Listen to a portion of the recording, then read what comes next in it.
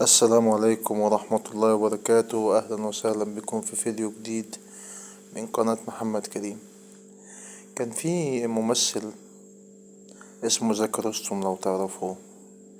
الفنان فريد شوقي كانوا بيستضيفينه في إحدى اللقاءات التلفزيونية، فبيسألوه بيقولوا له: أنت إمتى ابتديت إمتى ابتديت وخدت البطولات المطلقة؟ فقال لهم: كان أول فيلم خدت فيه البطولة المطلقة كان فيلم اسمه جعلوني مجرما. ولكن في قصة طريفة في الفيلم ده، إن هو أساسا كان المفروض الدور اللي كان عامله الفنان سراج منير رحمة الله عليه كان هيقوم بتجسيده الفنان زكي رستم. وقتها الفنان فريد شوقي راح لزكي رستم، وزكي رستم يعتبر من الفنانين اللي كانوا واخدين لقب البشوية، كان باشا زكي رستم. فراح له قال له: أستاذ زكي، أنا يعني بستسمحك، أو زكي بيه، أنا بستسمحك، أو زكي باشا وقتها يعني، أنا بستسمحك إن حضرتك يعني تيجي تعمل دور في فيلم جعلوني مجرما، وده أول فيلم ليا، وأنا عايز حضرتك يعني تقف جنبي وتسندني في الفيلم ده، وأنت فنان كبير وليك جماهيرك يعني وكده.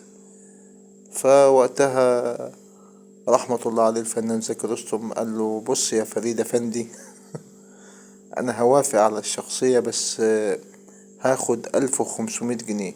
وقتها ال1500 جنيه كان ما يعادل دلوقتي ممكن في حدود 15 مليون، كان رقم كبير. والمهم وافق الفنان فريد شوقي على الرقم، وقال له: خلاص احنا هنجهز الدنيا ومش عارف ايه وكده، وهبقى اجيلك تاني. بالفعل مفيش يومين راح له الفنان فريد شوقي، راح للفنان زكي رستم وجاب له السيناريو والحوار، وقال له: خد اقرا، عشان احنا الاسبوع الجاي ان شاء الله داخلين تصوير. قال له: ايه بتقول ايه؟ الاسبوع الجاي داخلين تصوير؟ قال له: ايوه، الاسبوع الجاي داخلين تصوير يا زكي بيه. قال له: لا يا استاذ، انت بتهزر. هو هو اي حاجة كده وخلاص؟ مش لازم اتعمق في الشخصية؟ قال له: شخصيتي ده احنا حاجزين استوديوهات وحاجزين وعاملين ومسويين وخلاص، احنا هنخش نصور. قال له: ما ينفعش يا استاذ، ده تهريج، ده لعب عيال. قال له: ايه حضرتك، هو ايه اللي تهريج ولا؟ قال له: زي ما بقول لك كده. قال له: طب يعني، قال له: بقول لك ايه، انا مش هقعد ولا ادخل ولا اصور الا بعد 5 شهور. 5 شهور؟ قال له: ده كده هيتخرب بيت المنتج. قال له: ما يتخرب بيته، امال انا هدخل كده اعمل اي شخصية وخلاص؟ مش لازم افهم الشخصية وافهم ابعادها وادرسها فالفنان فريد شوقي طبعا رفض الكلام ده، فقال له، قام الاستاذ زكي رستم راح مقطع الشيك ابو 1500 جنيه. قال له: خلاص كده انا مش هشتغل ومش همثل وتمام كده. فالاستاذ سراج راح الاستاذ فريد شوقي ورفع سماعة التليفون. قال له: استاذ سراج منير. قال له: استاذ سراج. قال له: اتفضل يا حبوب. قال له: حضرتك بكرة الأسبوع الجاي في استوديو نحاس، تجيب معاك بدلتين وتيجي القبض 50 جنيه. قال له: أوكي يا حبوب، مسافة السكة.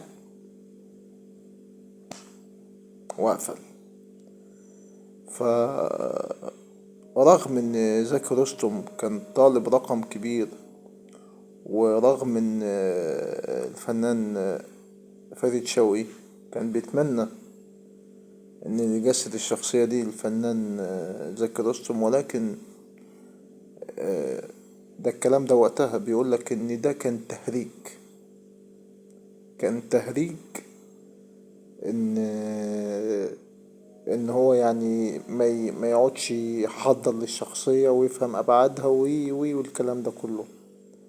ما بالك لو زكي رستم الله يرحمه كان عايش وسطنا النهاردة؟